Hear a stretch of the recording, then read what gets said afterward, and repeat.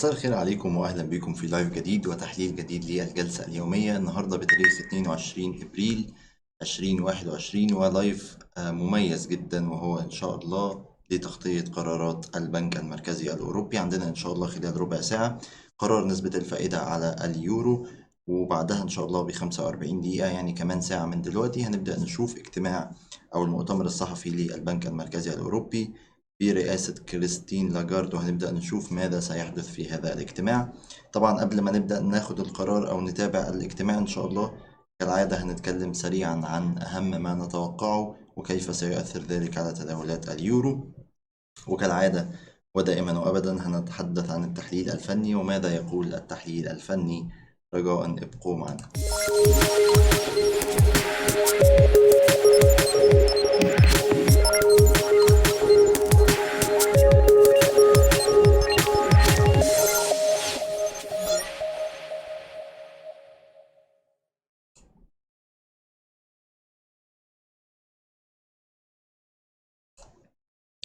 أهلا بكم مرة تانية. خلينا نتحدث سريعا عن اجتماع وقرار المركزي الأوروبي وماذا نتوقع. خليني أقول لحضراتكم إن هذا الاجتماع النهاردة بتاريخ 22 إبريل ما كانش مهم إطلاقا، يعني كان اجتماع من ضمن الاجتماعات اللي مش هيكون ليها تأثير كبير على تداولات العملة أو على الأسواق بصورة كبيرة. التوقعات كلها كانت بتشير إلى إبقاء السياسة النقدية زي ما هي بدون أي تعديلات أو تغييرات جوهرية بصورة كبيرة. يعني لم يحدث أي تغيير منذ مارس الاجتماع الماضي، وبذلك ما كناش متوقعين أي جديد في هذا الاجتماع. ولكن امبارح حدثت بعض المفاجآت طبعا بخصوص اجتماع البنك المركزي الكندي. اتكلمنا يوم أمس في اللايف والجلسة اليومية الخاصة بيوم أمس، اتكلمنا عن اجتماع البنك المركزي الكندي اللي كان يعني فيه مفاجأة من العيار الثقيل للأسواق، وده اللي جعل النهاردة اجتماع المركزي الأوروبي تحت الأنظار، وهنبدأ نشوف ماذا سيحدث. طيب إيه المفاجأة سريعا؟ إيه اللي حدث في اجتماع البنك المركزي الكندي واللي بناء عليه بدأنا ندي أهمية أكبر لاجتماع اليوم؟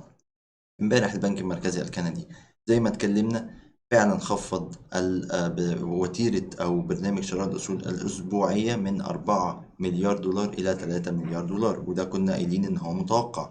تم تثبيت الفائدة حول 0.25%، ده أيضا كان متوقع. ده اللي قلنا هو already priced in على الدولار الكندي، فما توقعناش أي تحرك. المفاجأة كانت إن البنك المركزي الكندي قال مش هنستنى ل 2023 عشان نبدأ نرفع في نسب الفائدة، قد يحدث ذلك في العام 2022. معنى كده إن إحنا بنتوقع تعافي أسرع للاقتصاد، شفت شوية في النظرة من فكرة إن إحنا هنويت أند سي أو هننتظر ونرى ماذا تقول المؤشرات الاقتصادية. بدأنا نشوف خطوة إيجابية جدا من البنك المركزي الكندي لتخفيف السياسة النقدية، يعني أو تخفيف هذا التيسير واحدة واحدة، أو زي ما بيقولوا تجديد السياسة النقدية. ونتكلم دلوقتي على احتمالات رفع الفائدة من المركزي الكندي العام المقبل، وده كان جدا جدا مفاجئ للأسواق. وبدأنا نشوف تأثيره على الدولار الكندي اللي يوم أمس يعني الدولار الكندي نفسه كان عليه قوة، ولكن زوج الدولار الكندي هبط حوالي 150 نقطة. ده خلى الناس كلها تتجه شوية إلى اجتماع اليوم اللي ما كانش مهم، ولكن نظرا لمفاجأة البنك المركزي الكندي عايزين نشوف النهاردة ماذا سيحدث من المركزي الأوروبي. قدامنا one of two options، أو المركزي الأوروبي قدامه حل من اتنين أو خيار من اتنين. أولا إن هو يتمسك بالسياسة الحالية، وهي السياسة يعني التحفزية شوية، اللي هو احنا متحفزين مش عارفين هناخد مش هنعمل ايه، يعني مفيش قرار واضح او سياسة الويت اند سي ان احنا هننتظر ونرى الاسواق هتعمل ايه المؤشرات الاقتصادية وبناء عليها هنبدأ ناخد قرارات. او المفاجأة الاخرى اللي قد يفجرها النهاردة البنك المركزي الاوروبي، ان احنا نشوف ان هو بيسير على خطى البنك المركزي الكندي في بعض الايجابية. متوقع جدا ان احنا يتم تثبيت برنامج شراء الأصول حول نفس الكمية، وهي 1.85 تريليون يورو. متوقع جدا ان احنا يتم طبعا تثبيت الفائدة حول نفس المستويات الصفرية، فكل ده وارد. بيان السياسة النقدية مش هيكون فيه مفاجآت. اللي قد يكون فيه مفاجآت هو خطاب كريستين لاجارد محافظ أو رئيسة البنك المركزي الأوروبي، وخصوصا ردها على أسئلة الصحفيين اللي بالطبع وأكيد جدا هيتحدثوا عن البنك المركزي الكندي، وهياخدوا آرائها، هيشوفوا إيه رأيك في اللي حصل يوم أمس. السلام عليكم ورحمة الله أستاذ عبد الكريم، صباح الخير أو مساء الخير. ممكن تحليل اليورو دولار. حالا هننزل على الشارتس ونبدأ نحلل اليورو دولار. أستاذ كريم بيقول نتوقع صعود في أزواج الكندي الفترة القادمة. يعني من الناحية الأساسية اللي اتكلمنا عليه طبعا متوقع جدا إن احنا نرى ارتفاع على الأزواج الكندي أو عملة الدولار الكندي في الفترة المقبلة، ولكن أيضا هنبدأ ننزل على الشارتس ونشوف ماذا سيحدث فنيا. طيب متوقع زي ما قلنا إن السياسة النقدية يتم تثبيتها حول نفس المستويات. برنامج شراء الأصول حول 1.85 تريليون يورو، كل ده في ضمن المتوقع. اللي هيكون مفاجأة جدا إن احنا نرى يعني رد فعل جديد من الأسواق أو من البنك المركزي الأوروبي. شكرا يا أستاذ عمرو، منور. طيب فده بصورة كبيرة اللي متوقعينه إن شاء الله خلال الاجتماع وخلال البيان اللي هيصدر كمان 5 دقايق إن شاء الله. طبعا متوقعين نفس الكلام اللي بيتقال كل مرة، إن إحنا هنستمر في زي ما بيقولوا ال accommodative conditions، اللي هو يعني هنبدأ نشوف الأسواق اللي بيحصل فيها ونبدأ نتأقلم معاها بالسياسة النقدية عشان نوصل لل favorable financing conditions أو الظروف التمويلية الأفضل. نفس الكلام إن إحنا عايزين نوصل للإنفليشن دي مستويات 2%. كل ده هنبدأ نسمعه مجددا. يا ريت تحليل لدولار كندي لأن داخل صفقة فيه ومتورط شوية. طيب إحنا قدامنا 5 دقايق على القرار، خلينا نجاوب سريعا على اليورو وعلى الدولار كندي. اوكي خلينا نبدأ ننزل على الشارتس. اوكي اليورو، الناس اللي متابعة التحليل والجلسة اليومية اللي بنطلع فيها كل يوم بنتكلم على تحليل الأسواق، كنا قلنا مستويات 1.20 هي مستويات جدا إيجابية. هنبدأ ننزل نعمل ريتست وهنستكمل الصعود. امبارح قلنا أول ما نبدأ نعمل هاي أعلى 1.2043 هنستكمل الصعود لمستويات 1.2080. ده بالفعل بدأ يتحقق واحدة واحدة، هنبدأ نطلع لهذه المستويات. طيب في حالة إن البنك المركزي الأوروبي النهاردة النظرة الفنية على اليورو لسه إيجابي، لسه إن إحنا هنوصل لمستويات القمة السابقة حول 1.2080. ده مطروح جدا من الناحية الفنية، ولكن من الناحية الأساسية باجتماع النهاردة، لو البنك المركزي الأوروبي ما قالش أي حاجة جديدة، ما اداش بعض الإيجابية للأسواق، متوقع جدا إن إحنا نهبط مجددا على اليورو لمستويات 1.19. يعني وارد جدا إن إحنا نصل لهذه المستويات تقريبا. ده لو كان اجتماع اليوم يعني في نفس النطاق من هننتظر وهنرى، مفيش أي إيجابية واضحة. الجملة اللي برضو بتتقال بقالها كتير جدا إن الاقتصاد التعافي الاقتصادي مرتبط بشدة بتطورات فيروس كورونا. عايزين نبدأ نشوف ماذا ما هو رد فعل البنك المركزي الأوروبي بخصوص ارتفاع حالات الإصابة بفيروس كورونا داخل الاتحاد الأوروبي وبطء برامج اللقاح. كل ده لو امتد تاني لاجتماع النهاردة، يعني لو شهدنا نسخة مكررة من الاجتماع الماضي لهذا الاجتماع، وارد جدا إن احنا نرى تراجعات على اليورو ل1.19. السيناريو الآخر، لو بدأنا شوية إن البنك المركزي الأوروبي ماشي على خطوات البنك الكندي، وارد جدا إن احنا نصل ل1.21 على اليورو خلال تداولات اليوم. ففنيا هو إيجابي. أساسيا طبعا لازم نستنى البنك المركزي الأوروبي إن شاء الله. خلينا ناخد نظرة أيضا على الدولار كندي، لأن احنا قدامنا دقيقة وهنبدأ نشوف أوكي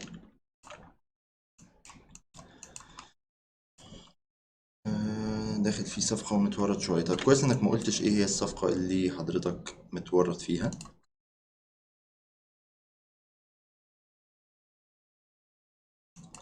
بصورة كبيرة الدولار كندي ما زال سلبي. يعني لسه كنا متكلمين على الدولار كندي خلال هذا الأسبوع، وإن الدولار كندي يعني بيحاول يعمل راوندينج توب أو قمة مستديرة، فمستويات 1.2377 ما زالت ممكنة على الدولار كندي، خصوصا بعد التحرك الإيجابي جدا من البنك المركزي الكندي يوم أمس. ده اللي هيدي قوة على الدولار الكندي مقابل الدولار الأمريكي. ده بالنسبة لي التحرك اللي قد نشهده على الدولار الكندي، حاجة في هذا الشكل. نبقى عملنا نموذج القمة المستديرة ونصل لمستويات 1.2377. ده ردا على أستاذ عماد والسؤال الخاص بالدولار كندي. طيب الأخبار فاضل لها أقل من دقيقة.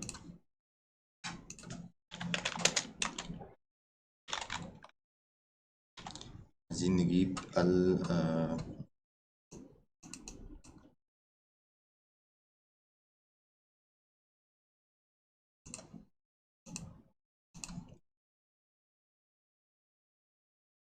سريعا، عايزين نشوف رد فعل ده سريعا كده. الأربع تشارتس دول عندنا اليورو دولار، الذهب، مؤشر الداكس الألماني، ومؤشر اليورو ستوكس 50، وهي مؤشرات الأسهم الأوروبية، ولكن التركيز الأكبر بيكون على اليورو. إيه الأخبار؟ تم تثبيت الفائدة وده كان المتوقع. خلينا نشوف البيان الصحفي.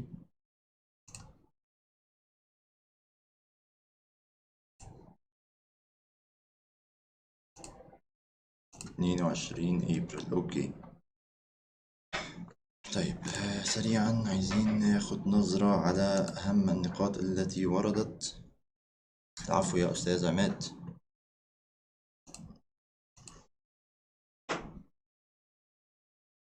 نفس الكلام accommodative monetary policy. تم تثبيت الفائدة حول المستويات الصفرية. سيتم العمل بهذه النسب لحد ما نوصل لمستهدفات التضخم ل2%. يعني until it has seen the inflation outlook robustly converge to a level sufficiently close to but below 2%. نفس الكلام. تم تثبيت برنامج شراء الأصول حول 1.85 تريليون حتى نهاية مارس 2022.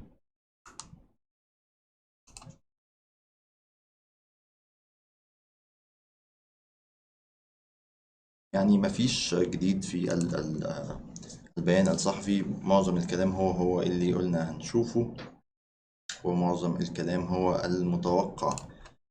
فلازم هننتظر الأهم، وهو إن شاء الله المؤتمر الصحفي لمحافظ أو رئيسة البنك المركزي الأوروبي كريستين لاجارد. إن شاء الله هيكون بعد 45 دقيقة من الآن. ده مهم جدا. خلينا نعدل سريعا.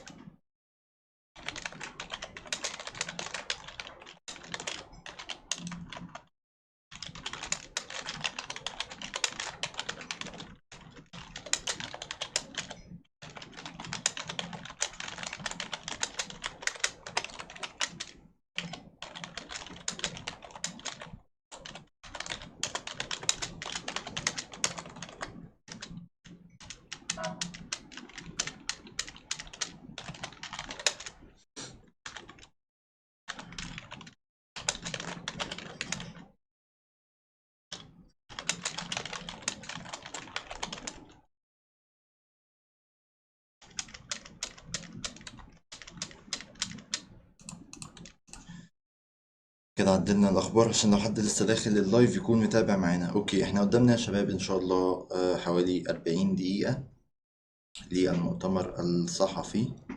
لو هنبدأ بقى نتكلم على الأسواق، لو حد عنده أي سؤال ممكن نرد عليه حالا. دروس التحليل الفني، خلينا نبدأ سريعا وناخد نظرة على الدولار وعلى اليورو.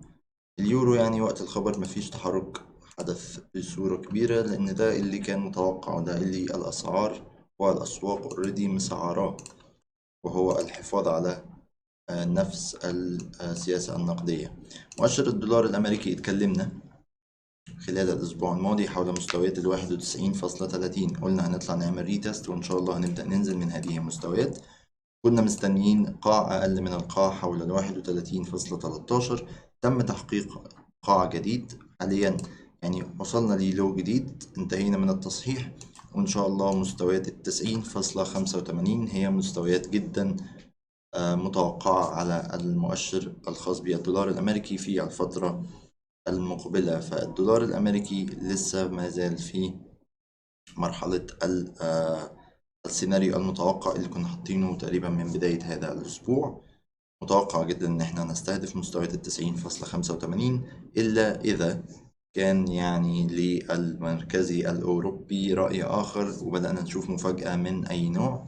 قد نرى إن شاء الله تحرك مختلف، ولكن فنيا لسه نلتزم بهذا السيناريو. وعلى اليورو أيضا زي ما اتكلمنا في بداية هذه الجلسة، قلنا لسه بنلتزم بالتحرك الإيجابي من المستويات الحالية 1.2043. بدأنا نشوف قمة أعلى من هذه القمة السابقة، فبدأنا نستهدف الصفر 1.2080. دي مستويات فنيا لسه واردة جدا جدا إن شاء الله. على الباوند دولار، الباوند دولار كنا راسمين فايبوناتشي حول هذه المستويات، وقلنا مستويات فايبوناتشي أو مستويات تراجع 38.20 هي مستويات جدا إيجابية، وهنبدأ نستنى الباوند حول هذه المستويات لأنها كانت مستويات مقاومة سابقة، المفروض هتصبح دعم مع مستويات فايبوناتشي. كلاستر كويس جدا إن احنا ننتظر عنده الباوند دولار. وبدأنا أيضا على التايم فريم القصير وهو تايم فريم النصف ساعة، بدأنا نشوف دايفرجنس أو انفراج سعري إيجابي. الباوند متوقع له بعض الإيجابية من هذه المستويات إن شاء الله لاستهداف مستويات 1.4 وهي مستويات القمة السابقة. خلينا نمسح فايبوناتشي، خلاص مش محتاجينه، أو خلينا نخفي جميع هذه المستويات. المهم بالنسبة لي هي مستويات 3 أو 38.20 إن شاء الله. ده اللي بننتظر، يعني ده المستوى المهم بالنسبة لنا على الباوند. طيب إمتى نبدأ نقول إن هذا السيناريو الإيجابي وهو السيناريو اللي إحنا متوقعينه بيتحقق على الباوند؟ لما نبدأ نشوف قمة أعلى من القمة السابقة، لأن إحنا حاليا على التايم فريم القصير على الخمس دقايق هتلاقي التحرك عرضي، تلاقي قمم حول هذه المستويات. خلينا نكبر هذا الشارت عشان يكون واضح أمام حضراتكم. هنلاقي قمة ادي تقريبا 2 3 حول نفس المستويات، ادي قاع ادي 2، تحرك عرضي بشكل كبير على الباوند مقابل الدولار الامريكي. طيب ايه بقى المتوقع او امتى نقول ان المستهدف بتاع 1.4 هو مستهدف هنوصل له؟ لما نبدأ نخرج من هذا التحرك العرضي بكسر باختراق المقاومة لأعلى، لأن دي مستويات مقاومة على التايم فريم القصير هتبدأ تبان على التايم فريم النصف ساعة. دي المستويات اللي أنا بتكلم عليها.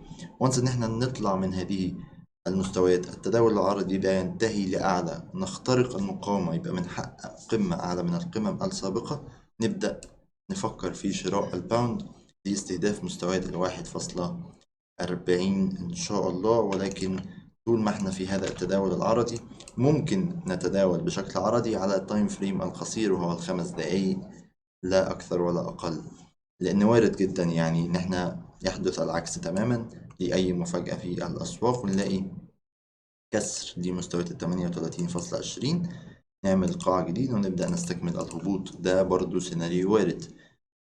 يعني التحليل الفني والأسواق كل شيء واردة فيها. فاحنا بنحتفظ بالسيناريو الإيجابي مؤقتا، لسه ما تفعلش معانا، ولكن هننتظر إن شاء الله اختراق القمة السابقة حول 1.3949، هاي 1.3949، نفس الهاي تقريبا اللي تم الوصول ليه في هذا الديل هو نفس النقطة بالظبط. يعني هنا كنا 1.3949، وصلنا لهذه المستويات 1.3949 أيضا. دي مستويات جدا مهمة، اختراقها ولو بنقطة نعمل هاير هاي، نستهدف إن شاء الله 1.4000 أو 1.40 أو 1.4. ده بخصوص الباوند دولار. بخصوص الدولار ين، تحركاته جدا ضعيفة. يعني كنا متوقعين كسر دي مستويات 108.20 وإعادة اختبار، بدأنا نكسر هذه المستويات، إعادة الاختبار جدا ضعيفة والتحرك لأسفل ضعيف. يعني هو صحيح ماشي في التحرك اللي كنا متوقعينه على الدولار ين، ولكن مش أفضل تحرك إن احنا ندخل معاه، لأن حتى على الأربع ساعات تقريبا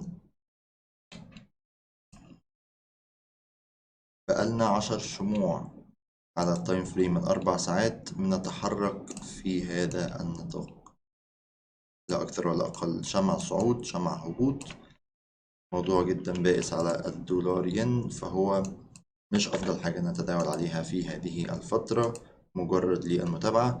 الدولار كندي اتكلمنا عليه، هنشوف النيوزيلندي دولار. خلينا ناخد نظرة على النيوزيلندي دولار لأستاذ كريم.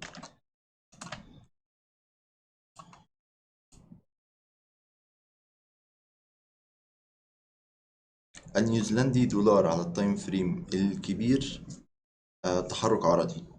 ليه تحرك عرضي؟ لأن احنا كنا ماشيين في اتجاه صاعد، كان اتجاه صاعد قوي جدا منذ يعني جائحة فيروس كورونا. طبعا شهية المخاطرة في الأسواق ارتفعت جدا، وبالتالي دفعت أو رفعت معاها عملات المخاطرة، على رأسهم الأسترالي والنيوزيلندي. فبدأنا نشوف هذا الاتجاه الصاعد كان جدا قوي، بدأنا نشوف كسر لهذا الاتجاه الصاعد، بدأنا نحقق قاع أقل من القاع السابق، ولكن بنطلع تاني يعني بنواصل الصعود على النيوزيلندي. فده بصورة كبيرة بيقول لنا إن على التايم فريم الكبير فالنيوزيلندي ماشي في تحرك عرضي. عندنا قمم، عندنا قيعان هنتحرك بداخلهم. تعالوا ننزل على تايم فريم أقصر.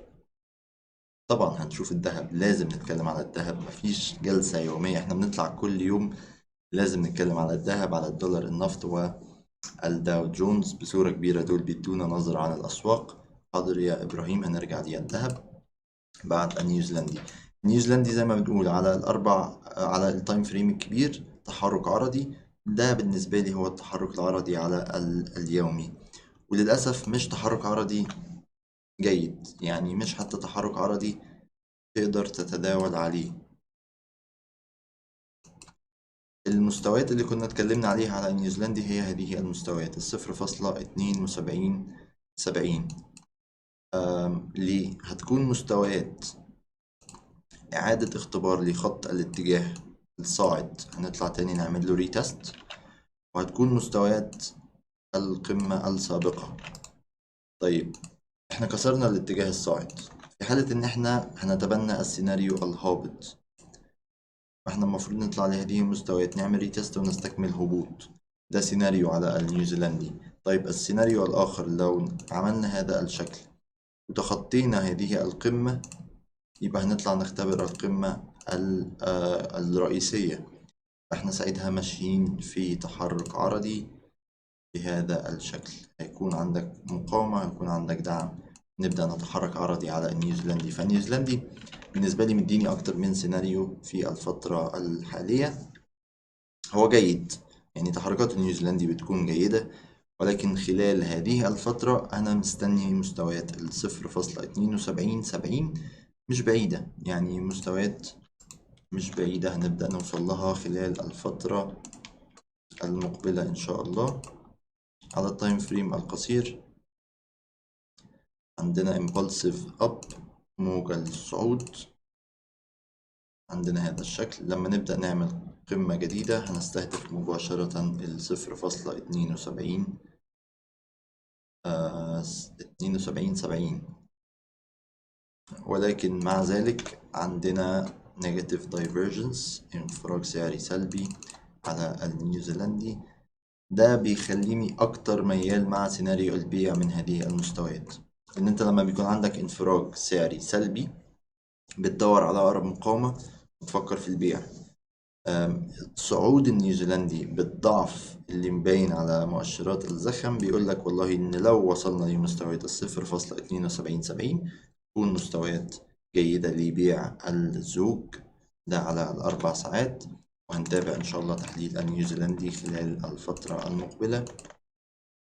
يا أستاذ كريم، تعالوا نتكلم على الذهب.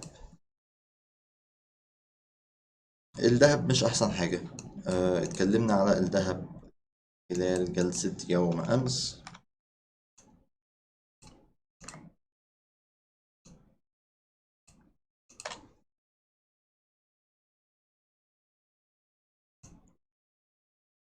كنا ماشيين في تحرك عرضي، أوكي.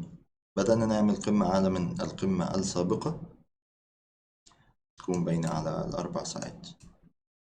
قمة أعلى من القمة السابقة دي كانت مستويات مهمة. لما نرجع نعمل ريتست كانش المفروض إن احنا ننزل أسفل هذه المستويات مجددا، ما كانش المفروض ننزل أسفل 1790 على الذهب. للأسف بدأنا نشوف هبوط أسفل هذه المستويات، ومش بس كده، احنا بدأنا كمان نشوف كسر لخط الاتجاه الصاعد على النصف ساعة. كان عندنا قمة أو قاع أعلى من القاع السابق، بدأنا نشوف كسر لهذه المستويات. طبعا تراجع كبير جدا في الزخم. بالنسبة لي الذهب خلال اليوم يستهدف مستويات 1777.50، ودي اللي اتكلمنا عليها يوم أمس، وإن دي مستويات الإيكوليبريم أو مستويات التوازن السعري للذهب. يعني إيه توازن سعري؟ توازن سعري يعني إحنا كان عندنا تحرك الذهب بهذا الشكل، عندك قاع حول هذه المستويات وقاع حول هذه المستويات، تقريبا القاعين حول نفس المستويات. بنتكلم على 1764 دولار تقريبا. كان عندك قمة حول 1790 وبدأنا نعمل قمة أخرى حول هذه المستويات. لما يكون عندك قمتين أو قاعين حول نفس المستويات بتبدأ تشوف ايه المنتصف، ايه الخط المنتصف بتاعهم، ايه هو الايكوليبريم. يعني ايه ايكوليبريم؟ يعني توازن سعري. يعني الذهب حاليا في الماركت المتعاملين سواء بيع أو شراء الاتنين راضيين حول هذه المستويات تقريبا 1777.50، أعلاها قليلا أو أسفلها قليلا، ولكن ده الخط المحوري بالنسبة لي، ده الإيكوليبريم بتاعي. امبارح لما نزلنا من هذه القمة وصلنا للإيكوليبريم وبدأنا نصعد فولس بريك مع تراجع في الزخم، بدأنا ننزل أسفل 1790، يبقى هنستهدف الإيكوليبريم اللي بالمناسبة هو حول مستويات متوسط 200 على النصف ساعة. فدي هتكون مستويات جدا جدا مهمة لازم نراقبها على الذهب، ومن المتوقع إن احنا نصل لها خلال تداولات اليوم إن لم يكن للمركزي الأوروبي أي نوايا لأي مفاجآت خلال اجتماع اليوم. ده بخصوص الذهب. خلينا نتكلم على النفط اللي بدأنا نشوف امبارح تراجعات قوية. حاليا بنتداول حول متوسط متحرك 200 على الأربع ساعات.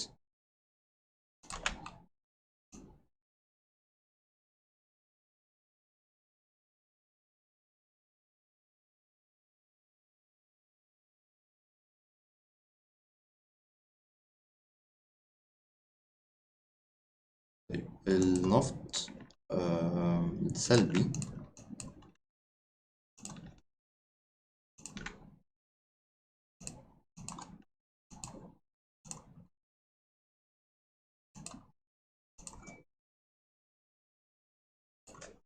النفط على التايم فريم اليومي بدأ يكون نموذج مثلث هابط، يعني الأسعار بدأت تمشي في هذا الشكل. يبقى احنا بنستهدف مستويات 57.39 ده على التايم فريم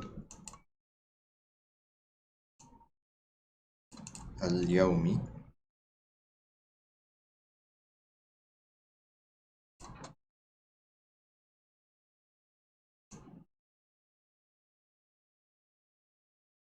ما زلت متحفظ على النفط، لأن النفط حاليا بيتداول حول 30 أو متوسط متحرك 200 عفوا على الأربع ساعات، يعني شوية أعلى هذه المستويات. عملنا كسر لأسفل، صعدنا أعلاها، عملنا كسر، وحاليا بنحاول نكسر لأسفل.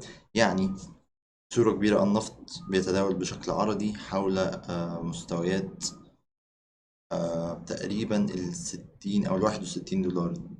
يعني دي نقدر نقول عليها مستويات الإيكوليبريم اللي كنا بنتكلم عليها، مستويات 61 دولار، أعلاها شوية أو أسفلها شوية. حاليا الأسعار أو المتعاملين على النفط راضيين جدا بأسعار 61 على النفط، أعلاها أو أسفلها بحاجة بسيطة. ولكن خلينا نقول على المدى البعيد لو عايزين نتداول على النفط، فدي مستويات دعم إيجابية، وهي مستويات ابتداء من 58.30 تقريبا. قد تكون فرص جيدة للشراء لما نصل لهذه المستويات لتكون الصفقة بهذا الشكل. ودي حاجة أنا برضو مش برجحها كثيرا، لأن احنا عندنا مثلث هابط، قمة أقل من القمة السابقة، في حين إن احنا عندنا الدعوم أو القيعان حول نفس المستويات. فهستنى دايما إن احنا نكسر هذه المستويات عشان نستكمل الهبوط ده بخصوص النفط الأمريكي خلال هذه الفترة.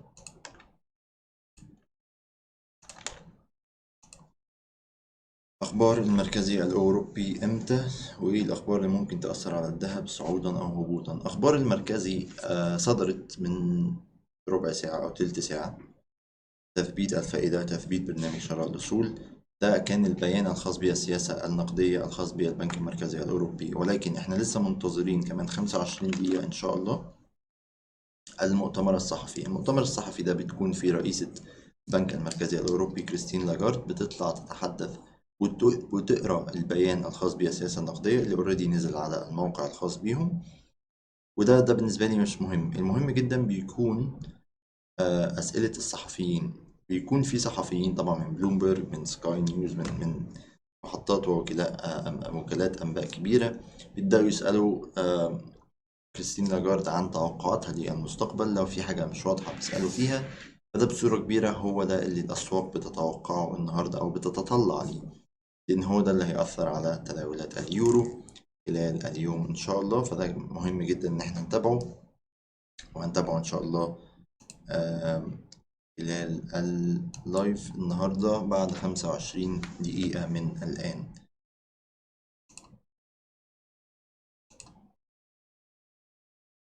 يعني اليورو لم يحرز أي تقدم، بنتكلم على 1.2051، لسه بنتحدث يعني هبوط بسيط جدا. ذهب تجمد حول مستويات 1787، وعندنا مؤشرات الداكس ومؤشرات الأوروبية يعني تباين بسيط. ما هو المقصود بالأصول؟ أستاذ كريم يسأل. برنامج شراء الأصول ده تم يعني إنشاؤه بعد جائحة فيروس كورونا، اسمه البانديميك، اسمه PEPP، أوكي، اللي هو برنامج الطوارئ لشراء الأصول. Pandemic Emergency Purchase Program، أو برنامج إن هم بيشتروا فيها الأصول لمساعدة الاقتصاد. يعني إيه بيشتروا فيها الأصول؟ بتكون بصورة كبيرة شراء للسندات الأوروبية. لو إحنا عندنا الاقتصاد يعني متضرر جدا من جائحة فيروس كورونا، عندنا سيولة عايزين نضخها فيها الأسواق عشان يكون عندنا سياسة نقدية تحفيزية، أو اللي هي بيقولوا تيسيرية أو تسهيلية، إن إحنا عايزين الناس وعايزين الشركات تكون عندها ظروف تمويلية أسهل عشان نبدأوا. ما يبقاش في شركات مثلا بتقعد العمالة، خصوصا في جائحة فيروس كورونا. لا، بنحاول إن إحنا نسهل الدنيا شوية على الشركات، فبنبدأ نضخ فلوس في الاقتصاد عن طريق إيه؟ عن طريق إن إحنا بنبدأ نشتري في الأصول، وطبعا بيكون على رأسها السندات الأوروبية. فده بيكون يعني مساعدة من البنك المركزي الأوروبي، وهي دي بتكون السياسة النقدية لدعم وتحفيز الاقتصاد في حالات الركود، أو يعني مش كساد، ولكن في حالات الركود والتباطؤ. فده هنبدأ نشوفه إن شاء الله خلال الفترة المقبلة وخلال اجتماع اليوم. بمناسبة برنامج شراء الأصول للمركزي الأوروبي حاليا 1.85 تريليون دولار، تريليون يورو عفوا، وينتهي في نهاية 2000 في شهر مارس من 2022.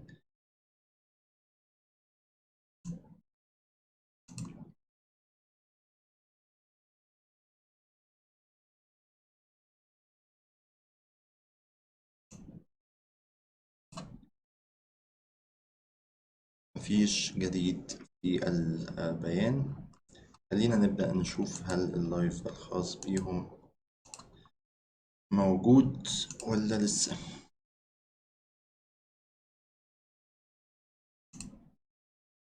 لايف فيديو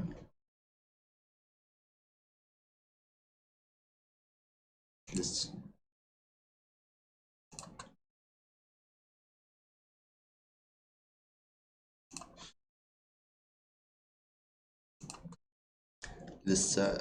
ما مفيش جديد بخصوص المؤتمر الصحفي. خلينا نرجع ونتحدث عن التحليلات الفنية. لو حد عنده أي سؤال ممكن يسيبه في كومنت عشان نجاوب عليه. كده تحدثنا عن الدولار، تحدثنا عن اليورو، الباوند، الدولار ين، والدولار كندي. الدولار فرنك ما بصيتش عليه، ولكن بيسير وفق التحرك المتوقع. اتكلمنا وقلنا من هذه المستويات كان عندنا توقع بالصعود لإعادة اختبار مستويات 0.9213. يعني ما وصلناش لهذه المستويات بصورة كبيرة، تقريبا أسفلها ب20 نقطة، وبدأنا نهبط على الدولار فرنك. وقلنا التحرك على الدولار فرنك هو شبيه جدا للتحرك على الدولار الأمريكي. ممكن كنديين، ممكن نتكلم عن الكنديين.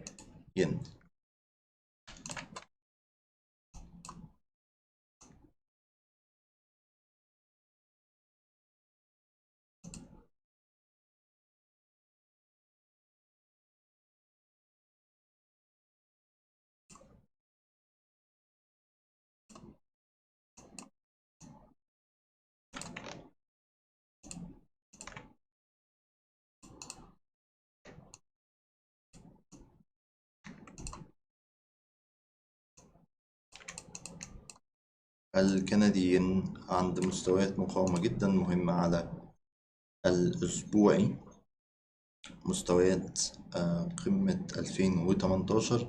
رجعنا لهذه المستويات مؤخرا وبدأنا طبعا نرتد منها. على الفريم اليومي بدأنا نشوف بعض البرايس أكشن السلبي.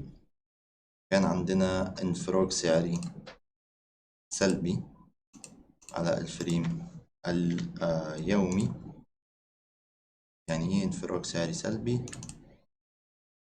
يعني السعر عمل قمة أعلى من القمة السابقة، في حين إن الزخم كان متراجع على مؤشرات الزخم. أوكي، ده بخصوص التايم فريم اليومي. على الأربع ساعات يعني برايس أكشن جدا جدا سلبي على الكندي. القمة دي ما كانتش أعلى من القمة السابقة بكتير، وبدأنا نشوف هبوط. بدأنا نكسر مستويات القاع السابق، وده آخر قاع تم تكوينه في الاتجاه الصاعد. لو احنا في اتجاه صاعد فأنا متوقع إن احنا نشوف قمم وقيعان أعلى من القمم والقيعان السابقة. وانس إن احنا نشوف قاع أقل من القاع السابق، يبقى احنا الاتجاه الصاعد بالنسبة لي invalid، ما بقاش اتجاه صاعد. بدأنا نمشي في سيناريو الاتجاه الهابط. مش بس كده، احنا كمان كسرنا مستويات متوسط متحرك 200 على الأربع ساعات، فبصورة كبيرة الكنديين سلبي. عمل هذا الشكل سلبي جدا الكنديين على المدى البعيد.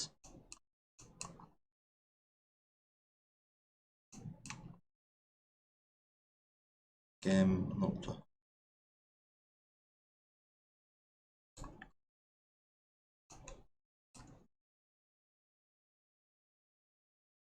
طيب على المدى القصير امتى اقدر اقول ان الكنديين هيستكمل الهبوط وانس ان هو يخترق او يكسر هذا القاع؟ لما يبدأ يعمل لي قاع اقل من هذا القاع، عفوا،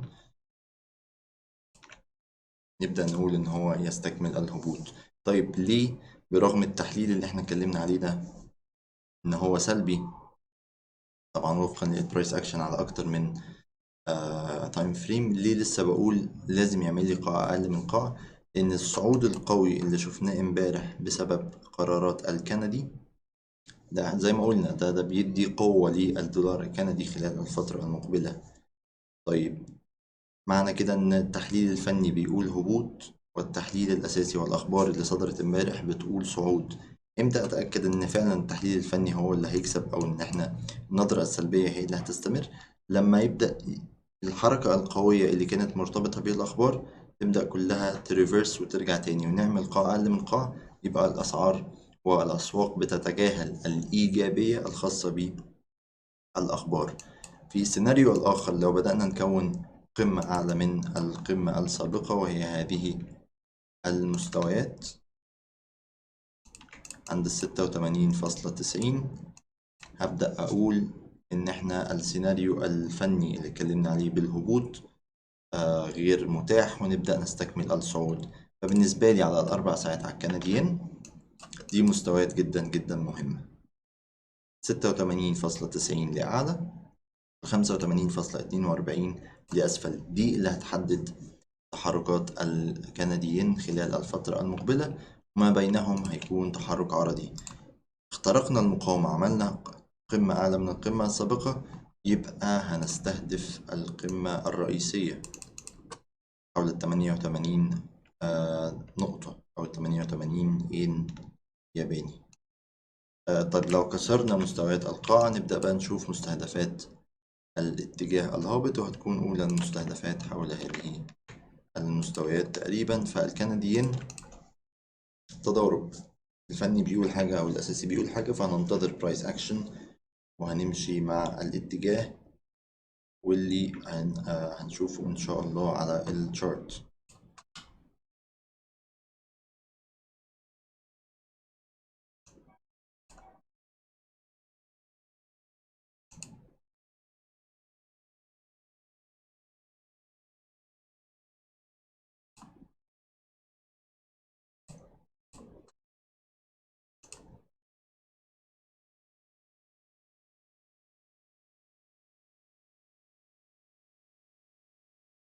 طيب ثواني يا شباب، هحاول أجيب اللايف الخاص بالبنك المركزي الأوروبي.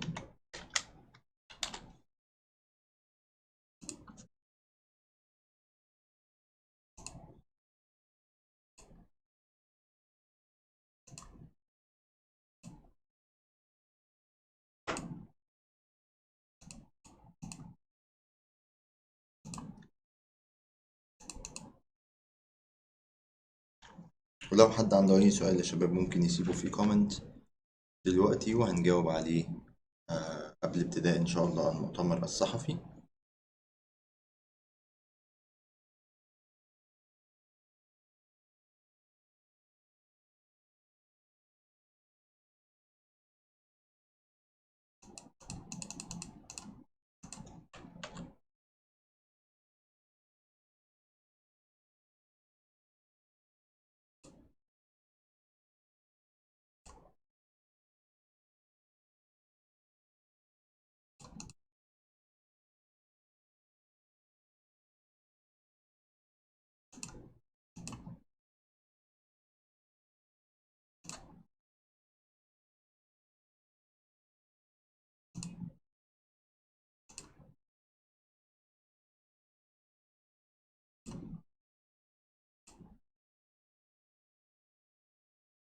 طيب اوكي، جبت ECB Governing Council.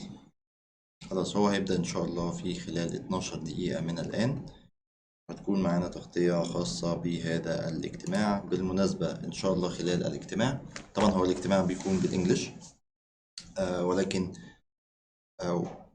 أي أخبار بتتقال يعني بتأثر على تحركات، أو إيه هي التصريحات المهمة اللي هتتقال، إن شاء الله هتلاقوها بتتكتب في الكومنتس على اللايف الخاص بينا في ساعتها.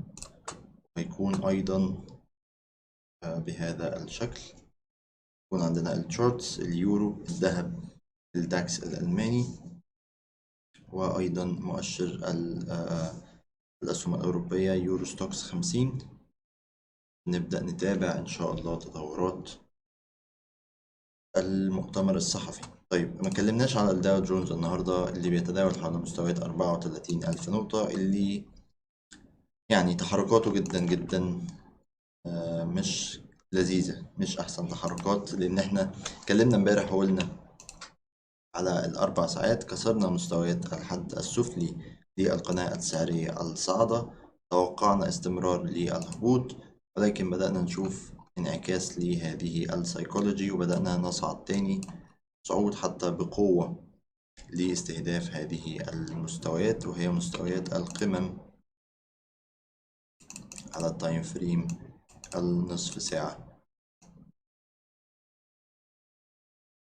السيناريو الأفضل جدا بالنسبة لي إن احنا نستهدف هذه المستويات، وبحد أقصى هذه المستويات يعني من 34,190 تقريبا ل 34,230 نقطة. أحب جدا إن احنا نرى هذا التحرك على الداو جونز، ونبدأ نستهدف الهبوط، ويبدأ يكون عندنا تحرك عرضي على الداو جونز بهذا الشكل، تكون القمم حول هذه المستويات، نبدأ نشوف قيعان حول هذه المستويات. ولكن اللي بيحصل حاليا على الداو جونز هبوط قوي، قاع، صعود قوي لنفس الحركة السابقة، وهو مجرد تحرك عرضي لا أكثر ولا أقل. ده بخصوص الداو جونز. كان بتجيلنا أسئلة على الناسداك، اتكلمنا وقلنا عايزين نشوف قاع أقل من القاع السابق وإعادة اختبار ناجحة ثم نستكمل الهبوط. شفنا فعلا قاع أقل من قاع، فشلنا في إعادة الاختبار وصعدنا مجددا. بس الناسداك ماشي في تحرك عرضي واضح أكتر شوية من الداو جونز، يعني قمم أو قيعان حول هذه المستويات خلينا نحددها. الناسداك ماشي بهذا الشكل، فبالنسبة لي الناسداك التداول عليه أفضل قليلا من التداول على الداو جونز في هذه الفترة. الموضوع ماشي في بينج بونج تريد، صعود هبوط ثم صعود فهبوط وهكذا. الناسداك أوضح بكتير جدا من الداو جونز اللي تحركاته يعني شوية عشوائية في هذه الفترة.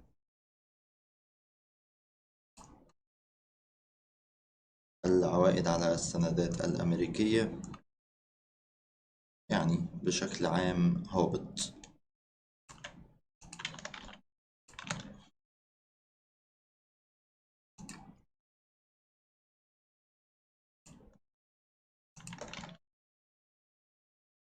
عفوا يا شباب.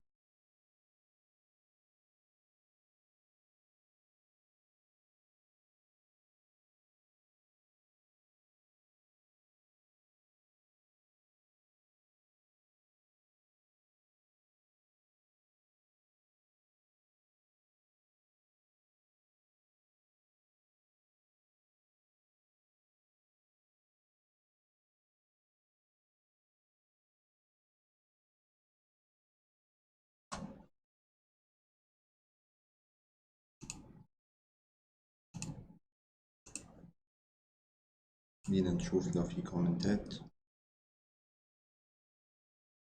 كده أعتقد تمت الإجابة على جميع الأسئلة.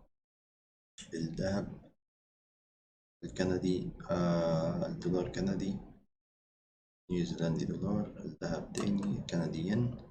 طيب لو حد عنده أي سؤال، إحنا بالظبط قدامنا إن شاء الله 7 دقايق وهيبدأ المؤتمر الخاص بالبنك المركزي الأوروبي.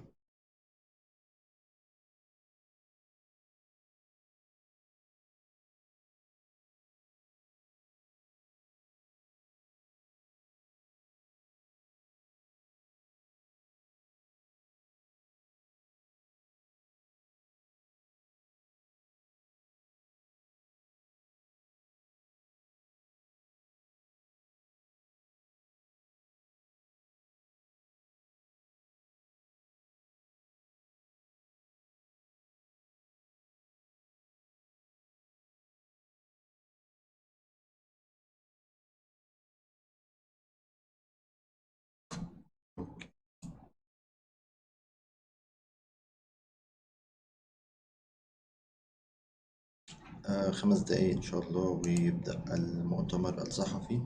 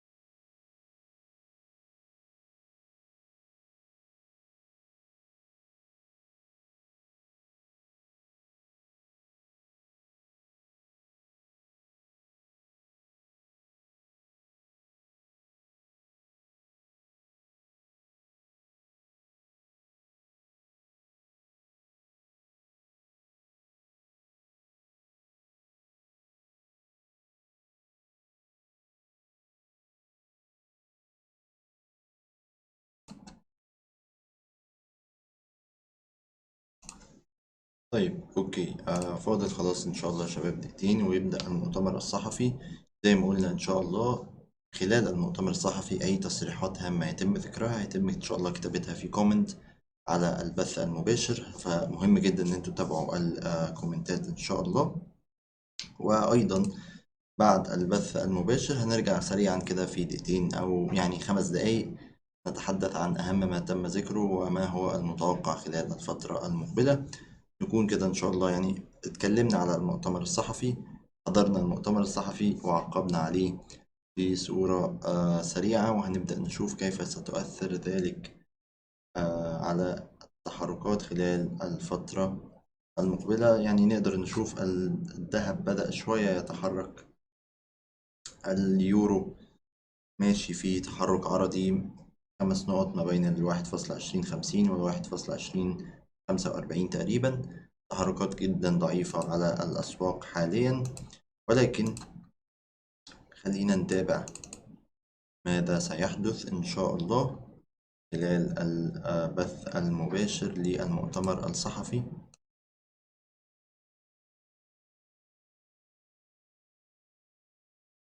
وخلينا نتجه مباشرة للمؤتمر الصحفي حاليا اللي هيبدأ، المفروض يكون بدأ، نلتقي بعده إن شاء الله، والسلام عليكم ورحمة الله وبركاته.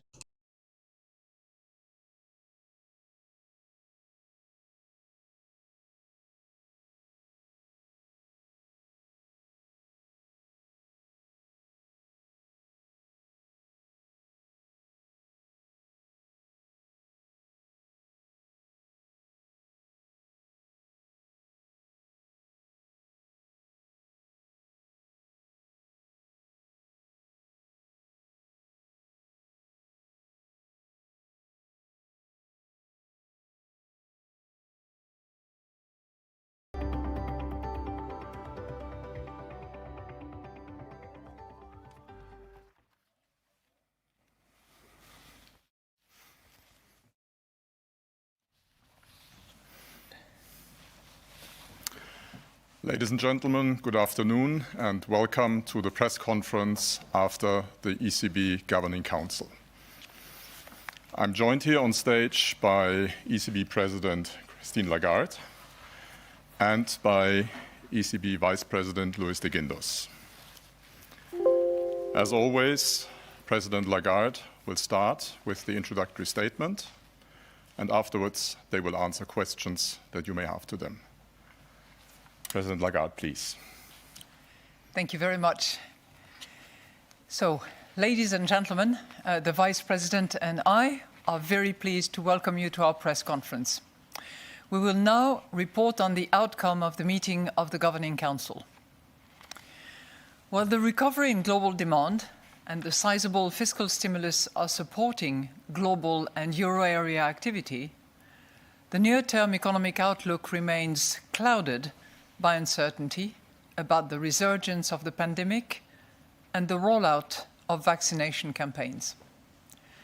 Persistently high rates of coronavirus infection and the associated extension and tightening of containment measures continue to constrain economic activity in the short term.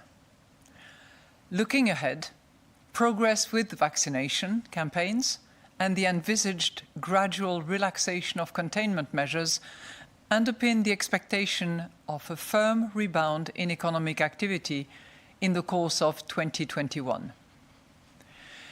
Inflation has picked up over recent months on account of some idiosyncratic and temporary factors and an increase in energy price inflation. At the same time, underlying price pressures remain subdued in the context of significant economic slack and still weak demand. Preserving favorable financing conditions over the pandemic period remains essential to reduce uncertainty and bolster confidence, thereby underpinning economic activity and safeguarding medium-term price stability. Euro area financing conditions have remained broadly stable recently after the increase in market interest rates earlier in the year, but risks to wider financing conditions remain. Against this background, the Governing Council decided to reconfirm its very accommodative monetary policy stance. We will keep the key ECB interest rates unchanged. We expect them to remain at their present or lower levels until we have seen the inflation outlook robustly converge to a level sufficiently close but below 2% within our projection horizon, and such convergence has been consistently reflected in underlying inflation dynamics. We will continue to conduct net asset purchases under the Pandemic Emergency Purchase Programme, also called PEP, with a total envelope of 1,850 billion euros until at least the end of March 22, and, in any case, until the Governing Council judges that the coronavirus crisis phase is over. Since the incoming information confirmed the joint assessment of financing conditions and the inflation outlook carried out at the March Monetary Policy meeting, the Governing Council expects purchases under the PEP over the current quarter to continue to be conducted at a significantly higher pace than during the first months of the year.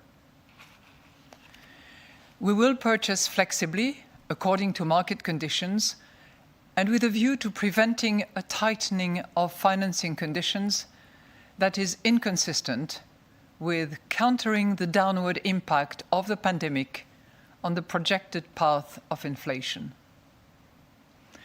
In addition, the flexibility of purchases over time, across asset classes, and among jurisdictions will continue to support the smooth transmission of monetary policy.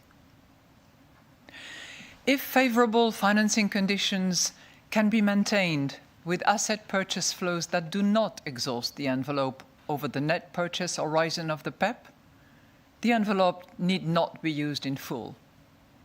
Equally, the envelope can be recalibrated, if required, to maintain favorable financing conditions to help counter the negative pandemic shock to the path of inflation.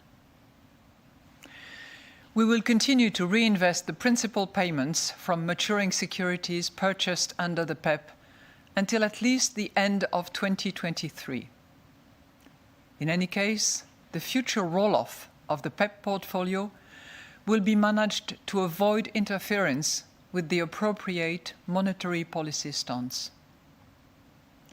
Net purchases under our Asset Purchase Programme, APP, will continue at a monthly pace of 20 billion euros.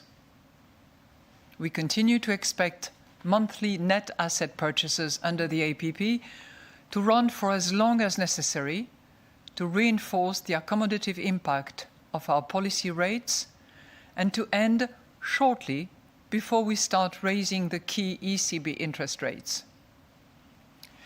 We also intend to continue reinvesting in full the principal payments from maturing securities purchased under the APP for an extended period of time past the date when we start raising the key ECB interest rates, and in any case for as long as necessary to maintain favorable liquidity conditions and an ample degree of monetary accommodation. Finally, we will continue to provide ample liquidity through our refinancing operations. In particular, the latest operation in the third series of targeted longer-term refinancing operations, TLTRO III, has registered a high take-up of funds. The funding obtained through TLTRO III plays a crucial role in supporting bank lending to firms and households. These measures help to preserve favorable financing conditions for all sectors of the economy and thereby underpin economic activity and safeguard medium-term price stability. We will also continue to monitor developments in the exchange rate with regard to their possible implications for the medium-term inflation outlook. We stand ready to adjust all of our instruments as appropriate to ensure that inflation moves towards our aim in a sustained manner, in line with our commitment to symmetry. Let me now explain our assessment in greater detail, starting with the economic analysis. Euro area real GDP declined by 0.7% in the fourth quarter of 2020 to stand 4.9% below its pre-pandemic level 1 year earlier. Incoming economic data, surveys, and high-frequency indicators suggest that economic activity may have contracted again in the first quarter of this year, but point to a resumption of growth in the second quarter. Business surveys indicate that the manufacturing sector continues to recover, supported by solid global demand. At the same time, restrictions on mobility and social interaction still limit activity in the services sector, although there are signs of a bottoming out. Fiscal policy measures continue to support households and firms, but consumers remain cautious in view of the pandemic and its impact on employment and earnings. Despite weaker corporate balance sheets and elevated uncertainty about the economic outlook, business investment has shown resilience. Looking ahead, the progress with vaccination campaigns, which should allow for a gradual relaxation of containment measures, should pave the way for a firm rebound in economic activity in the course of 2021. Over the medium term, the recovery of the euro area economy is expected to be driven by a recovery in domestic and global demand, supported by favorable financing conditions and fiscal stimulus. Overall, while the risks surrounding the euro area growth outlook over the near term continue to be on the downside, medium-term risks remain more balanced. On the one hand, better prospects for global demand, bolstered by the sizable fiscal stimulus, and the progress with vaccination campaigns are encouraging. On the other hand, the ongoing pandemic, including the spread of virus mutations and its implications for economic and financial conditions, continue to be sources of downside risk.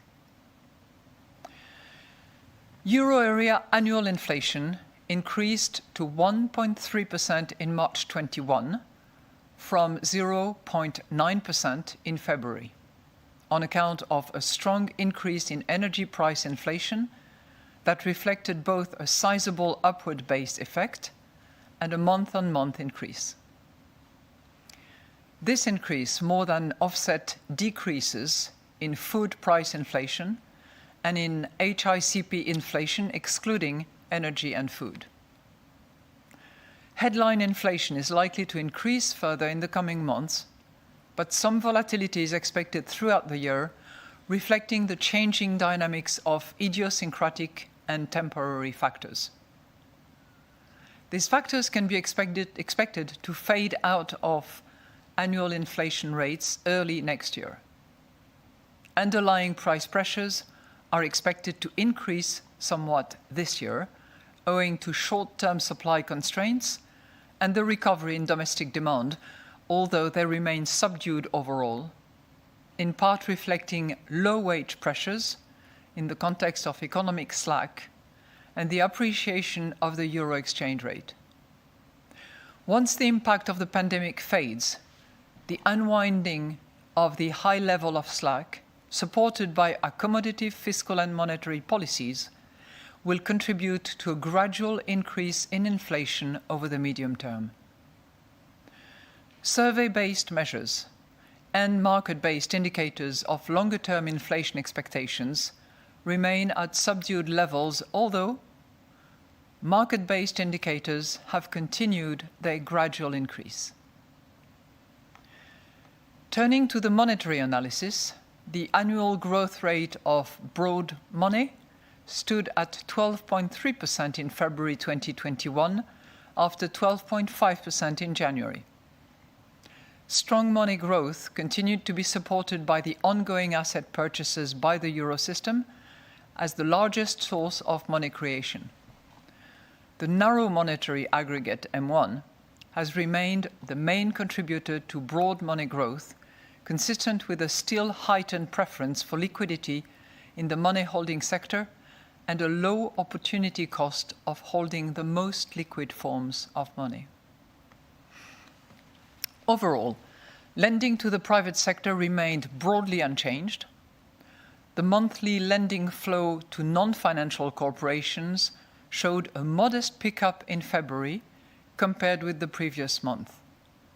This was also reflected in a slightly higher annual growth rate of 7.1% after 6.9% in January.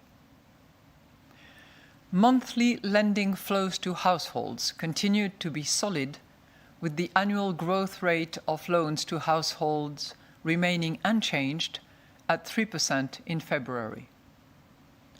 The latest euro area bank lending survey for the first quarter of 2021 reports a moderate tightening of credit standards for loans to firms, following more significant tightening in the previous 2 quarters. Heightened risk perceptions among banks were again the main contributor to the tightening, although their impact was less pronounced than in previous survey rounds. Surveyed banks also reported a renewed fall in demand for loans to firms, mainly driven by a continued decline in demand for financing for fixed investment. With regard to lending to households, the survey indicated lower demand for loans for house purchase, while the credit standards for these loans eased slightly, supported by competition among lenders. Overall, our policy measures, together with the measures adopted by national governments and other European institutions, remain essential to support bank lending conditions and access to financing, in particular by those most affected by the pandemic. To sum up, a cross-check of the outcome of the economic analysis with the signals coming from the monetary analysis confirmed that an ample degree of monetary accommodation is necessary to support economic activity and the robust convergence of inflation to levels that are below but close to 2% over the medium term. Regarding fiscal policies, an ambitious and coordinated fiscal stance remains crucial, as premature withdrawal of fiscal support would risk delaying the recovery and amplifying the longer-term scarring effects. National fiscal policies should thus continue to provide critical and timely support to the firms and households most exposed to the ongoing pandemic and the associated containment measures.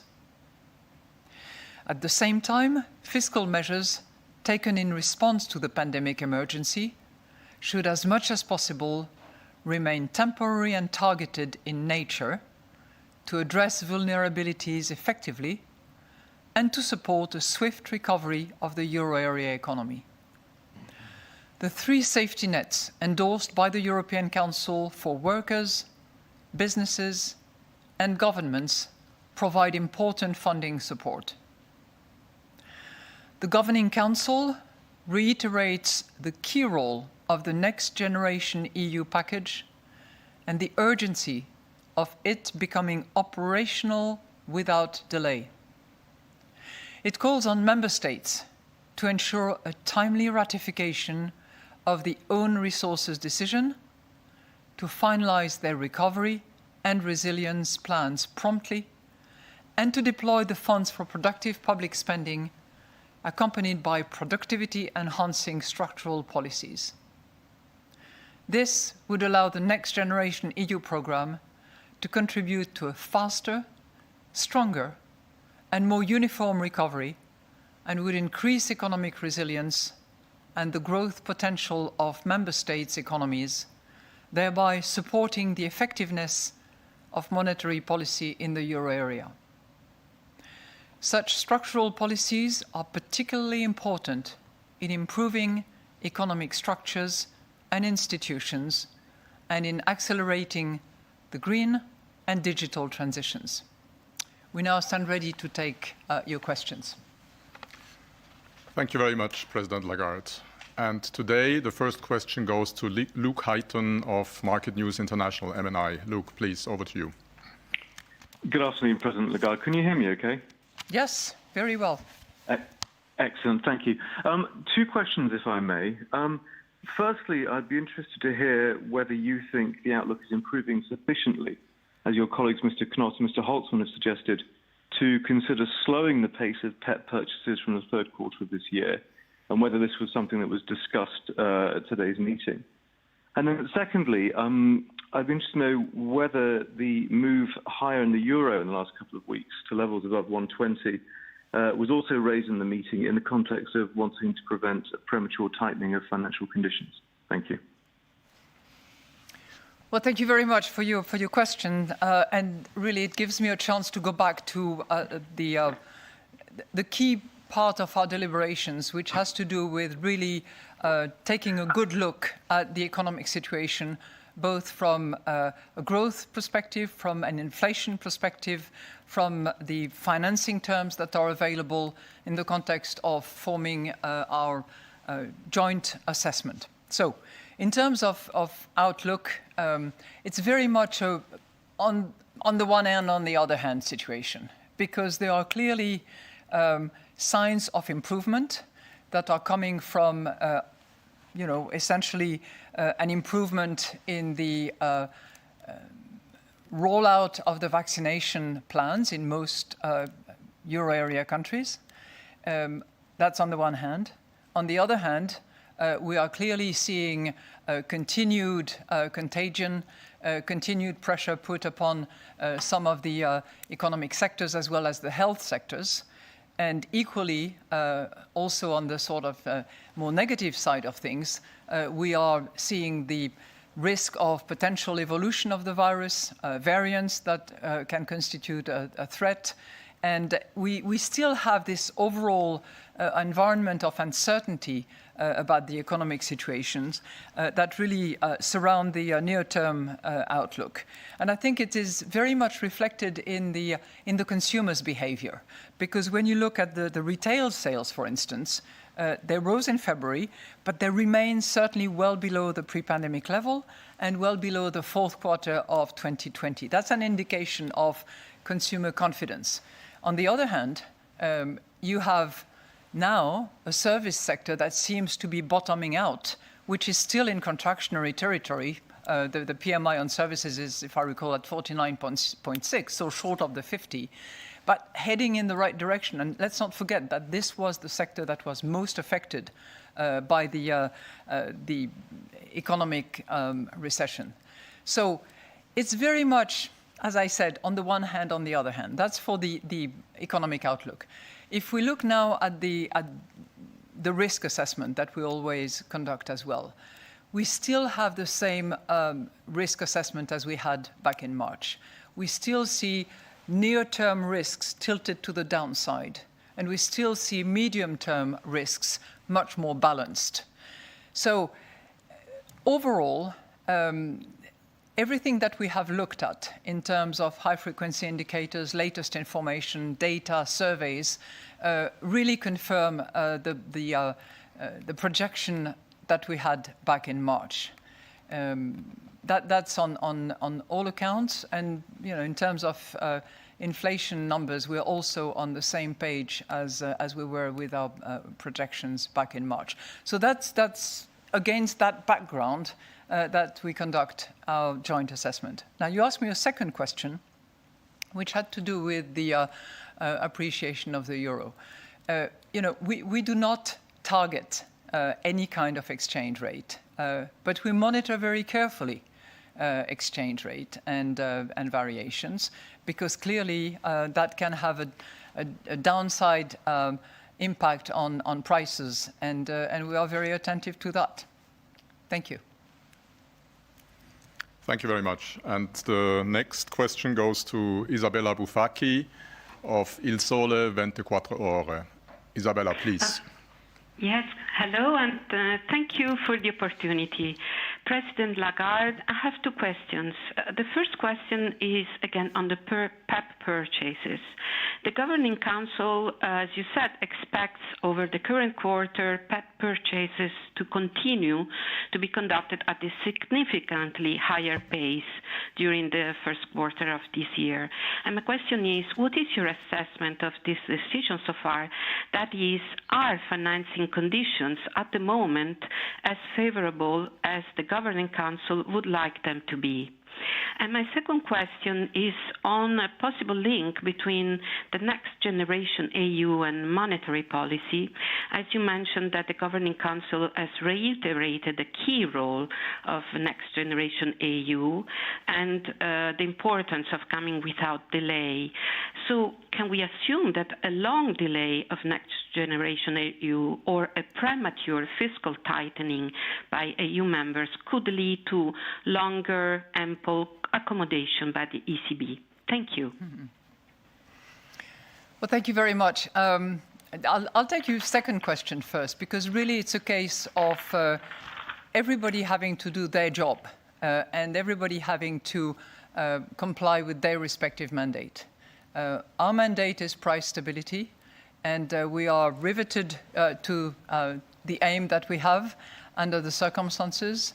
So Next Generation EU is clearly in the fiscal domain, as are some national decisions that have been made, that are being made, and fiscal authorities have to do what they have to do. We certainly complete each other, complement each other, but we are not substitute. And if there was, delay or any hurdles that would not be overcome, it's not a question of substituting, because we are complementing each other, each of us in our respective area and with our respective mandate. On the PEP purchase, you did pick up that in the introductory statement we decided to keep the pace of purchase at a significantly higher pace. And I just want to remind you that when we do that, it's with a view to preserving favorable financing conditions. And when back in March, we observed the financing conditions, we decided that we had to take action, and we significantly increased our pace of purchase. That was clearly the case. That decision was made on the 15th of March and was readily implemented, not for the entire month, which is really the relevant period of time when you want to assess the pace of purchase. But so we implemented right away as of the 16th of March, and we have continued doing so without any wavering, and in a very determined and decisive way. There's been a clear and significant increase in that pace of purchase. And it will continue to be that way because, as I said earlier on, our assessment of the economic situation is broadly the same. And the joint assessment that we do on an intermediate basis, as opposed to the comprehensive assessment that we conduct at the time of the projections, also lead us to believe that we need to continue those purchases at this significantly higher pace than during the first 2 months of 2021.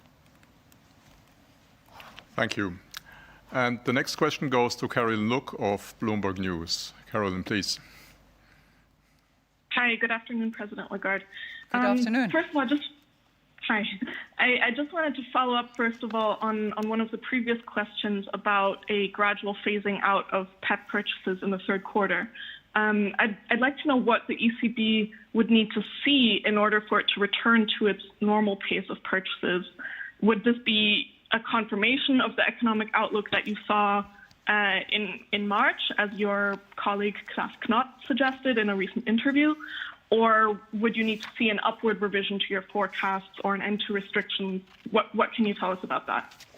And second of all, in terms of financing conditions, which you were just speaking about, your bank lending survey this week showed that banks expect to tighten credit standards even further in the current quarter, after they've already done that in the past 3 quarters. So is that a worrying sign in your assessment, and what is the ECB doing about that? Okay, thank you for your question. On the first one, let me just assure you that on the occasion of this Governing Council, we did not discuss any phasing out of PEP because it is simply premature. I would also observe that any determination concerning the pace of purchase under the PEP is done not on a date or a calendar basis. It is data dependent. We have pledged to preserve favorable financing conditions. We conduct a joint assessment of those financing conditions throughout the whole spectrum and the inflation outlook. And it's the combination of the two, the financing conditions and the inflation outlook. It's on the basis of these two elements, which are quite complicated in their own respect, each of them, that we determine the pace of purchase. That's what we have done this time around on an intermediate basis. We will do it again in June when we have the projections, but any phasing out was not discussed and it is just premature.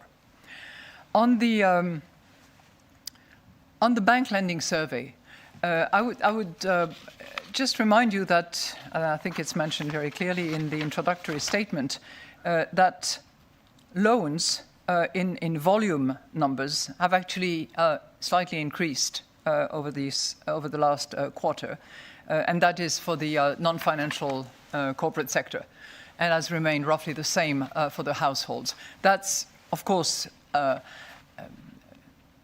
backward-looking. The BLS is forward-looking and translates really the sentiment and the views of banks as to their future activity. And this BLS, as far as the sentiment about their future activity, indicates two things. One is there is moderate tightening, as opposed to much stronger tightening in the 2 previous surveys. So while it is still tightening, that tightening is moderate. And second, there is the view by banks for their future activity that there will be less demand originating from the non-financial corporate sector on the ground of less needs for investment and capex in particular. That's what we are taking away from the BLS. But the third point that we take away as well, and that's what banks are actually saying, is that TLTROs, TLTRO 3 in particular, of course, PELTRO to a certain extent for some banks, are playing a critically important role in helping with their lending operations. And the recent take-up that we have seen back in March of the latest TLTRO operations is evidence of the fact that banks are drawing benefits from those TLTROs under the condition, I remind you, that they continue and extend lending to the economy, at least on a par with what they were doing pre-pandemic. Thank you. Thank you very much. And the next question goes to Francesco Canepa of Reuters News. Francesco, please, over to you. Yeah, good afternoon. Good afternoon. So, you said the main goal of PEP is to keep financing conditions favorable. Are you happy with the current level of bond yields, nominal and real? And the second question is about PEP again. You often accompany your weekly data with warnings that redemptions affect the net numbers. So can you tell us more about how redemptions affect your ability to buy more bonds? Is it that you're struggling to find enough bonds to buy in certain jurisdictions or maturities? Can you tell us more about that? Okay, so one thing that you got absolutely right, and it's probably because I have repeated it extensively, is that our pledge is to preserve favorable financing conditions. And as a result of that, back in March, we significantly increased the pace of purchase, and we have decided today to continue to proceed at this significantly higher pace of purchase relative to the first 2 months of 2021. When we look at the financing conditions throughout the chain, from upstream to downstream, we are seeing sort of broadly stable financing terms. That's pretty much reflected in all the measurements that we are looking at. We don't only look at bond yields, whether they're real or nominal. And of course, we do the difference and we draw the line between what's real and what's nominal. And we try to understand what is the originating factor of any movement up or down. But we are seeing broadly stable conditions overall, whether it's bond yields or whether it is corporate or household interest rates and terms and conditions. Now, your question about the weekly numbers. I would like to once again draw your attention to the fact that weekly numbers are not the most relevant numbers. I know that some of you will continue commenting on weekly numbers, fine. But what matters much more are the monthly numbers. And that's how you can really understand the trend and the pace that we are adopting. And I don't want to encourage any of you to do the math, but we do them as well. And when we compare what has been purchased on average, taking into account January and February, compared with what we did in March, which was only half a month, remember, because we only started on March the 16th, we have significantly increased the pace of purchase. And we are back pretty much to the numbers that we had back in July.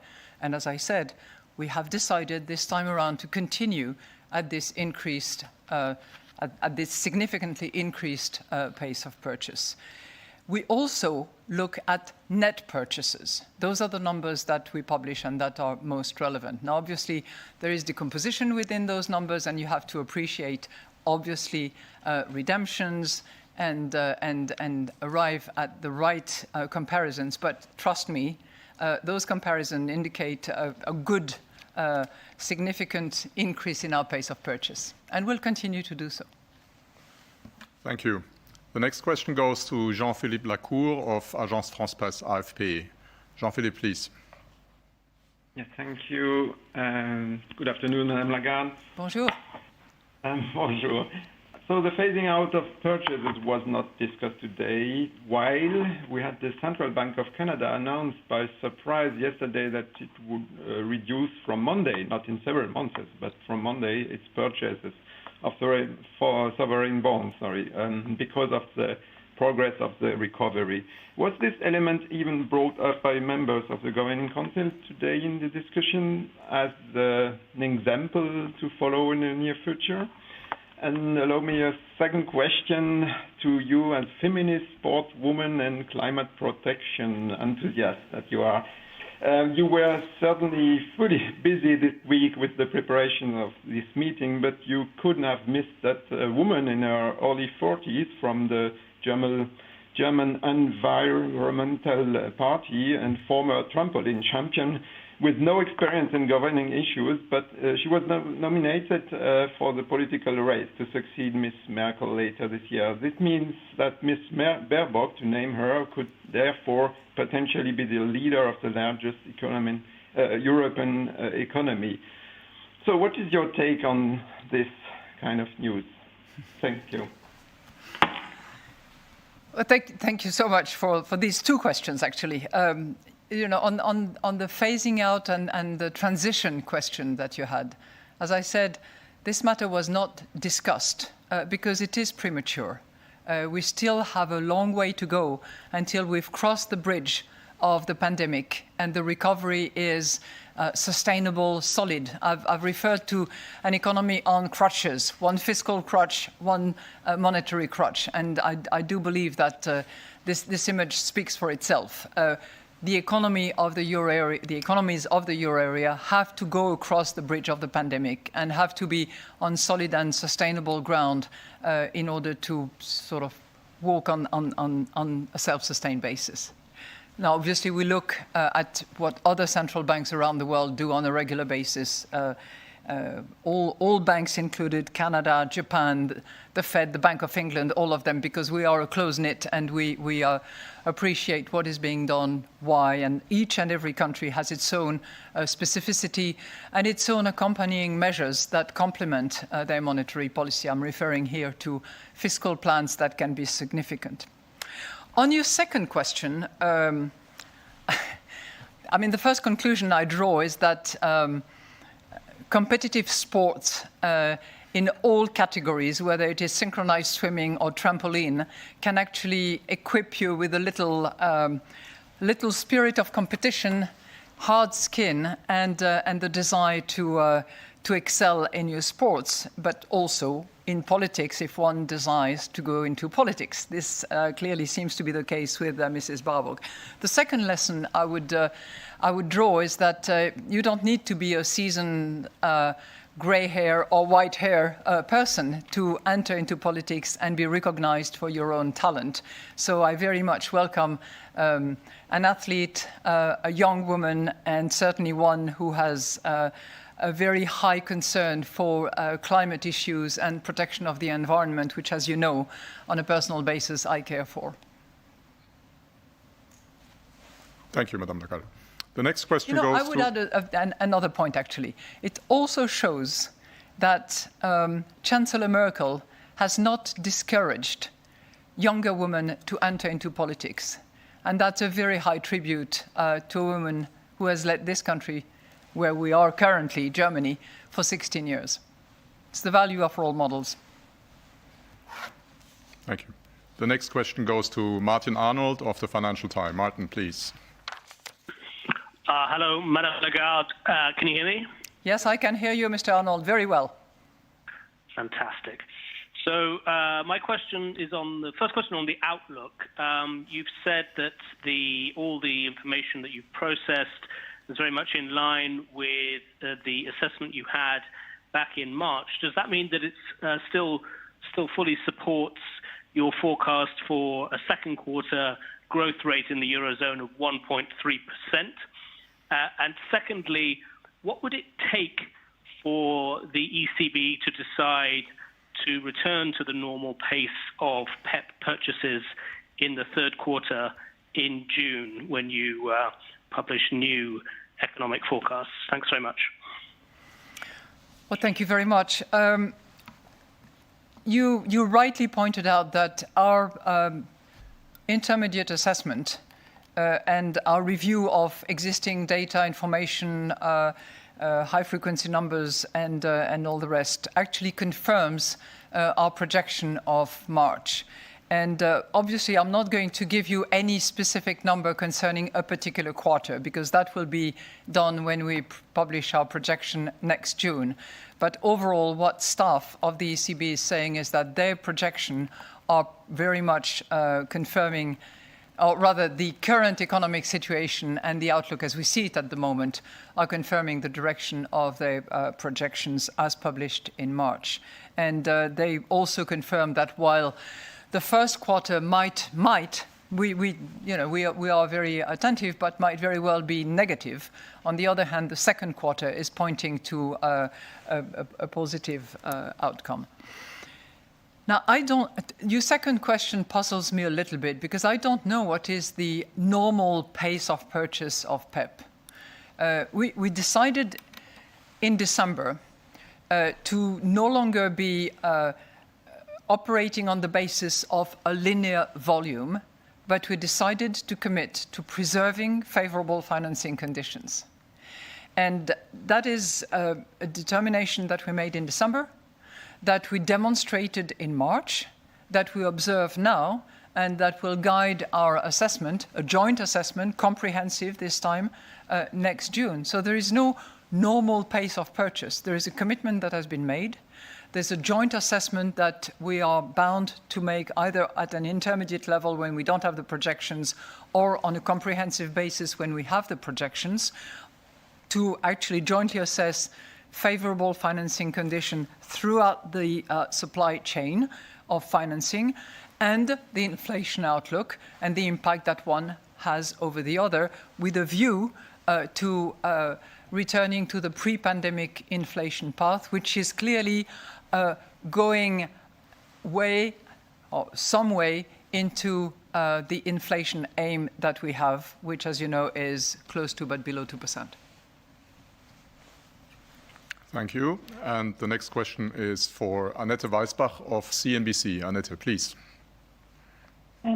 President Lagarde, thank you very much for this opportunity. I have a question on the slack in the economy. We've been hearing from the Bank of Canada that they are quite optimistic that by the second half of 2022, the slack will be absorbed. Are there any estimates also for the Eurozone? And then I try my luck again with a question on what you think about would be appropriate in terms of moving in tandem or not when it comes to tapering, because I think the market view is that the ECB could not act before the Fed, so they would have to wait when it comes to any exit scenario. What's your view? Thank you very much.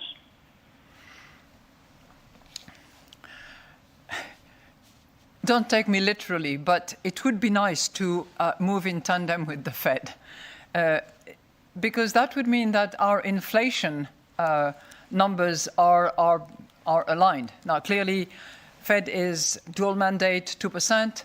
With employment, we are close to but below 2%. But if you look at where the Fed is, where we are, when you look at expectations in the United States and expectations in the euro area, we are not on the same page. So it would clearly predicate that we will not operate in tandem with the Fed. I think that's very much a given, and it's not me looking into a crystal ball. It's, where we are, and it's pretty obvious. So slack in the economy.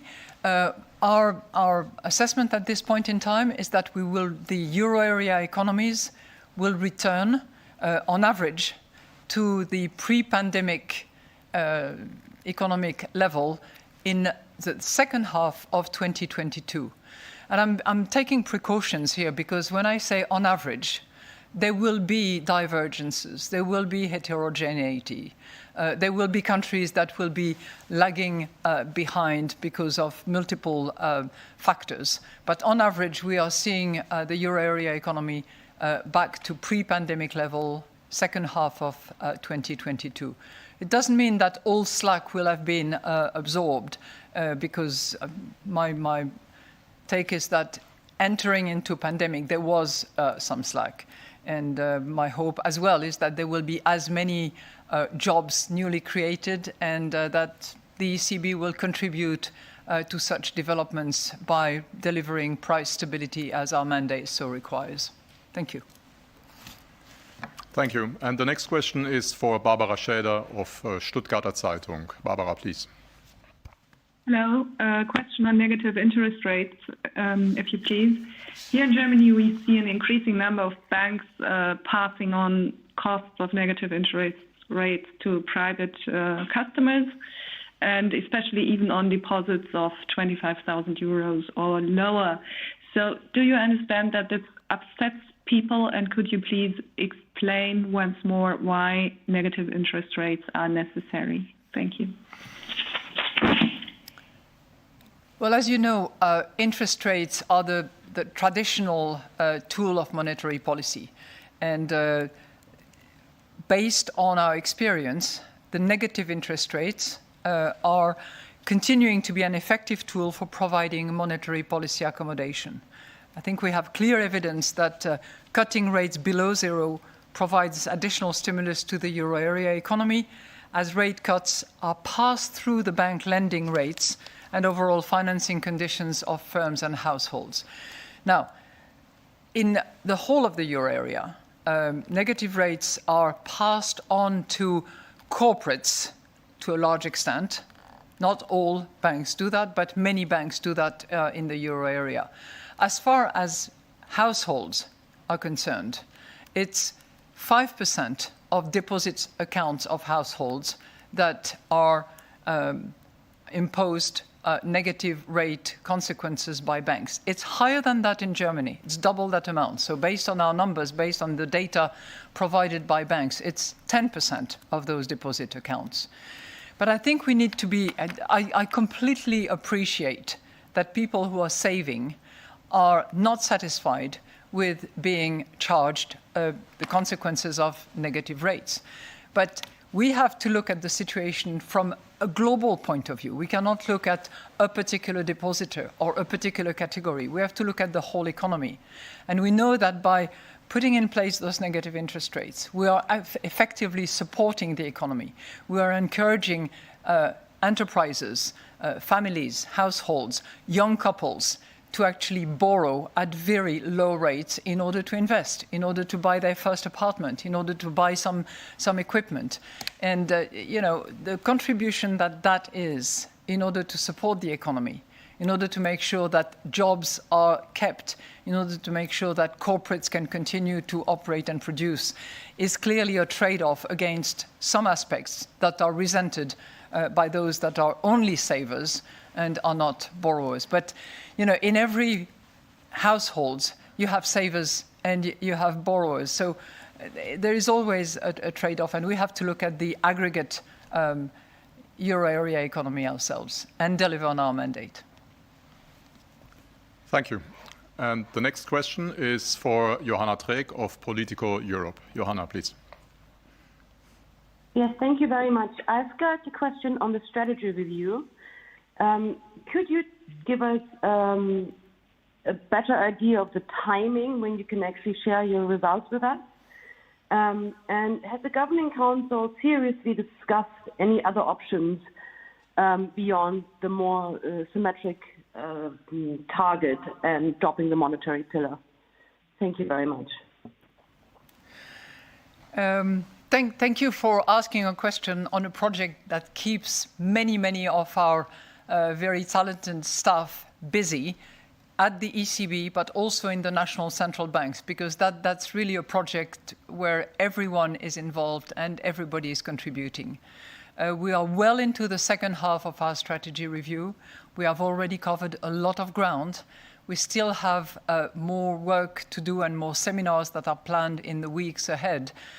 My commitment is that we will deliver on our strategy in the fall of 21.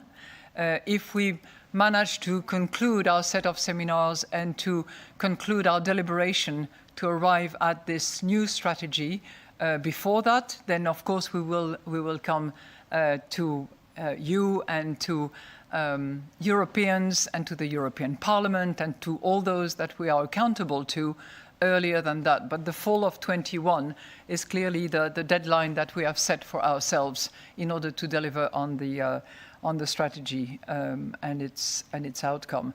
We are looking at multiple options, proposals, views, recommendations, and we are not yet landing in any particular zone that will be the ultimate conclusion, because we need to keep all options opened. This is a commitment that I have made to the Governing Council members as I'm leading this exercise. I promise that we will not deliver until everything has been examined and conclusions have been reached. So there are many proposals around, some more attractive, others more alternative, but we'll get there when we get there. Thank you.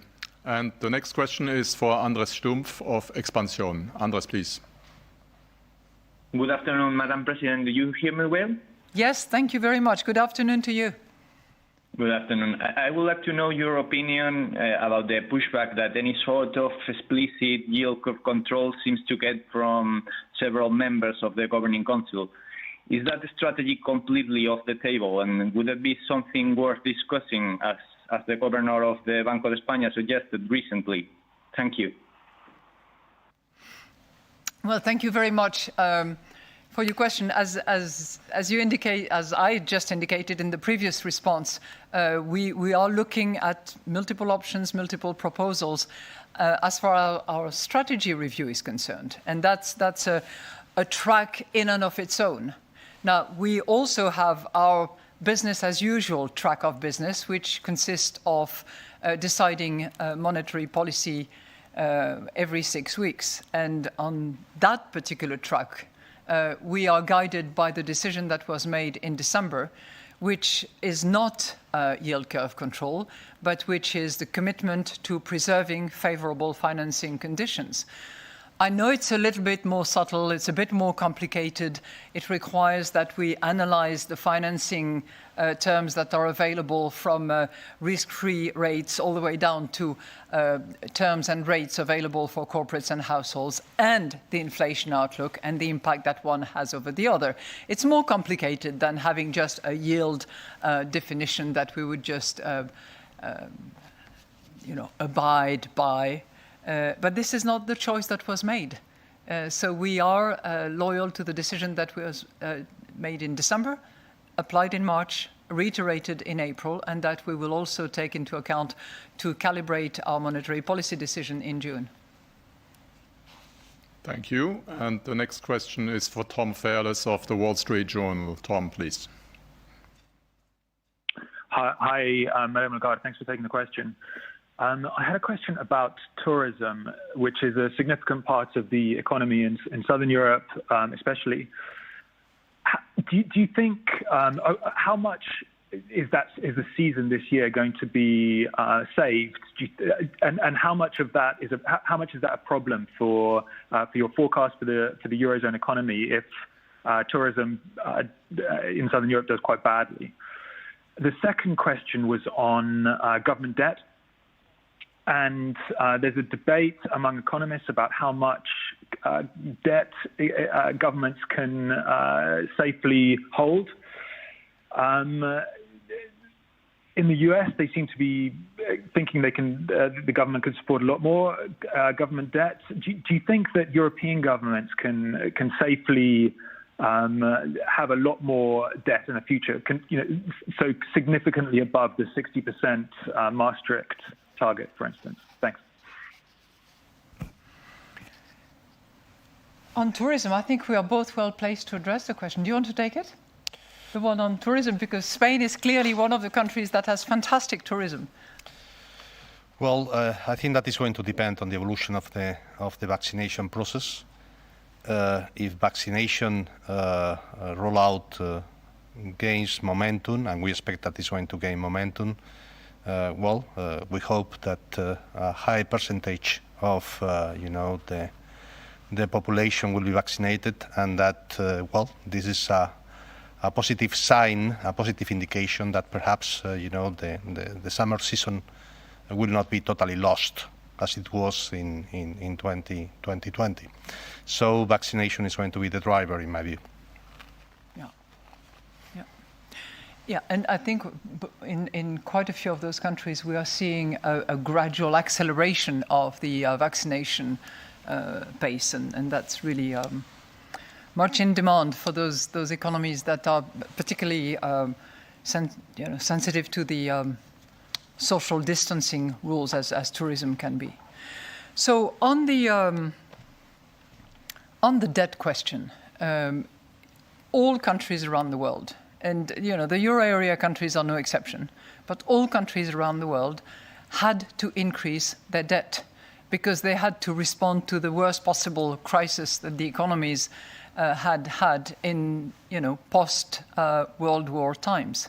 So there was just no question as to whether or not the 60% threshold should or should not be exceeded, and whether you were below the 60 or way above the 60, debt had to be increased, full stop. The real question is what use is made of debt now going forward, because it's clearly the use of debt in the first few months of the pandemic had to do with keeping the economy afloat, making sure that businesses were not going down the tube, making sure that people were not left without income. The real question now is what use is made of debt. Is the public spending targeted and temporary in order to cross the bridge of the pandemic, as I have indicated earlier in the first instance? And second, is this public financing going to be spent on productivity-enhancing reforms that will actually improve the growth potential of those economies? And if that is the case, and financing terms remain attractive relative to the growth that can be developed as a result of those targeted temporary measures and productivity-enhancing measures, then this is debt put to good use. I think that has been described much more so than by fiscal authorities and governments than by me. And clearly, this is a matter that will be reviewed by the European Commission, by the European Council members, in order to redefine the terms of the Stability and Growth Pact. But this is a matter which is not for the European Central Bank to decide. Thank you. Thank you. And this brings us to the end of today's press conference. We would like to thank everybody for their participation and their interest. The next press conference is scheduled for June 10th. So if you would like to dial in, we would be very happy. And up until then, please stay safe and stay healthy. Thank you and goodbye.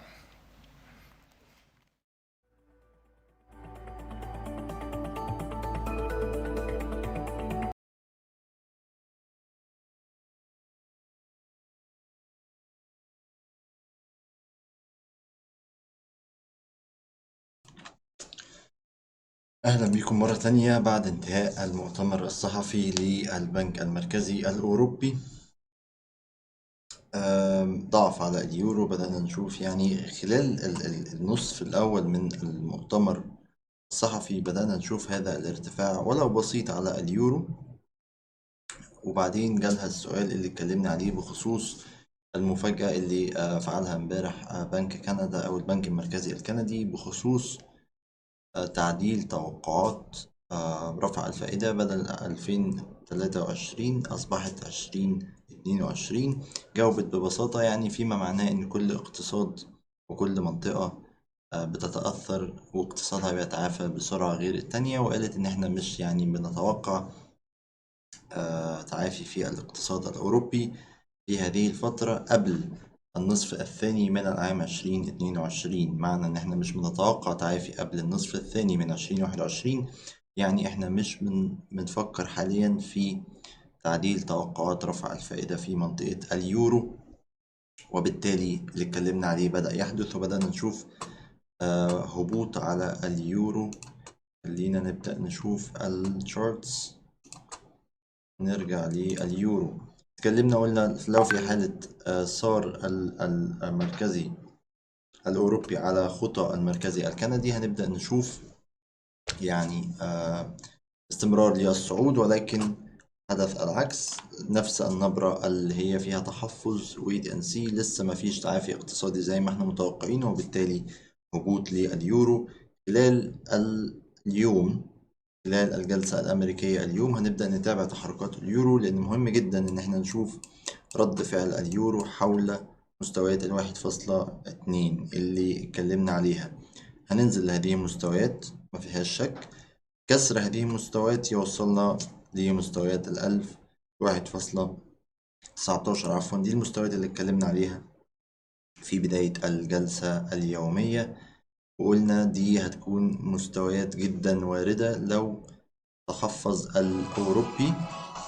بدأنا نشوف يعني استمرار للسياسة الحالية، وده اللي حدث، وبدأنا نشوف بالفعل هبوط وسلبية على اليورو.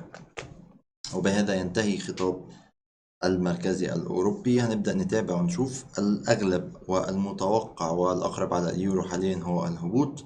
مستويات 1.2 جدا ممكنة خلال اليوم، وهنبدأ نتابع غدا إن شاء الله رد فعل الأسواق ورد فعل الأسعار حول هذه المستويات. في حالة كسرها 1.19 هو المستهدف القادم لليورو.